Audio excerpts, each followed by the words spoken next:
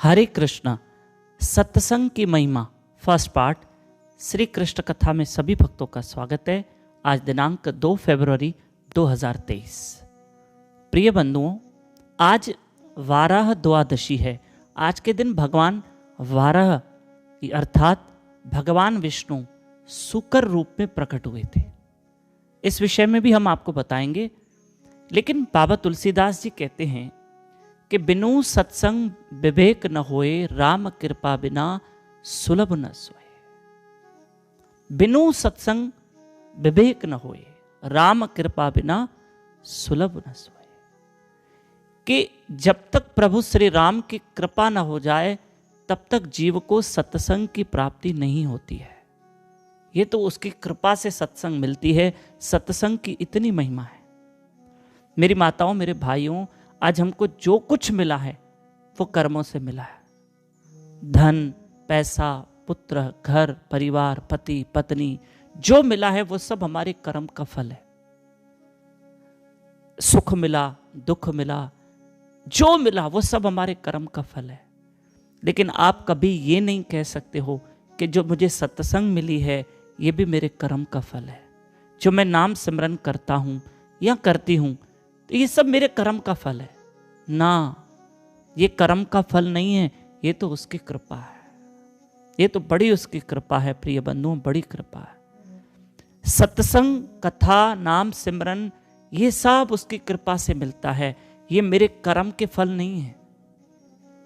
तो कई लोग कहते हैं भाई आज तो मेरे नसीब अच्छे थे जो मुझे आज कथा सुनने को मिली। आपके नसीब अच्छे थे, आपको कथा मिली नहीं। आपको, हम सबों को कथा मिली, अब हमारे नसीब अच्छे बनेंगे। अच्छे नसीब से कथा नहीं मिलती है, कथा से नसीब अच्छे बनते हैं। अच्छे कर्मों से कथा नहीं मिलती है, कथा से कर्म अच्छे बनते हैं। कथा सुनते सुनते सुनते हमें पुण्य करने की प्रेरणा मिलती है, अच्छे कर्म करने की प्रेरणा मिलती है।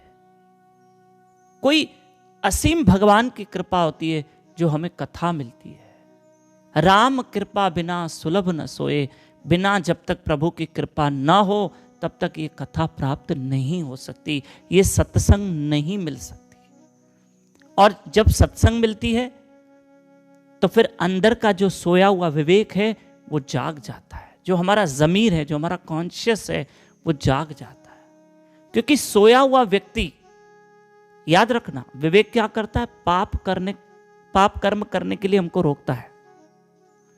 पाप कर्म करने के लिए रोकता है हमारा विवेक। पर अगर विवेक ही सोया है तो फिर इंसान पाप भी कर लेता है। पर सत्संग क्या करती है? सोए हुए विवेक को जगाती है।